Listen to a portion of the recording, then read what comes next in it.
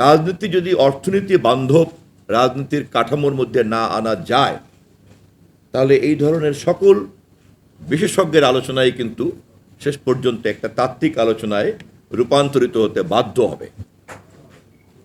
যে কোনো তাত্ত্বিক আলোচনায় যখন জনগণের কল্যাণের কর্মসূচিতে ট্রান্সফর্ম করতে হয়, তখন তাকে অবশ্যই একটা পলিটিক্যাল কোর্স অফ অ্যাকশনের মধ্যে আনতে হয়।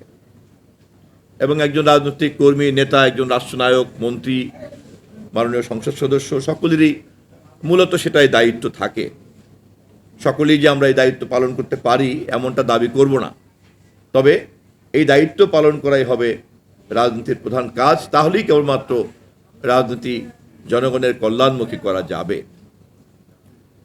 এই প্রেক্ষাপটে দাঁড়িয়েই আমি এলডিসি গ্র্যাজুয়েশনের এই সমস্যাটিকে বিবেচনা করার চেষ্টা করেছি বা করি।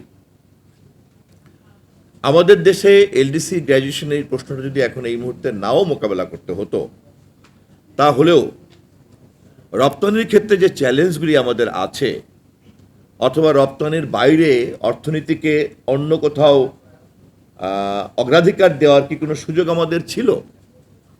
নিশ্চয়ই আমার সঙ্গে আপনারা সকলেই একমত যে আমাদেরকে অবশ্যই রপ্তানিকে অগ্রাধিকার দিয়েই আমাদের অর্থনীতিকে সাজাতে হবে।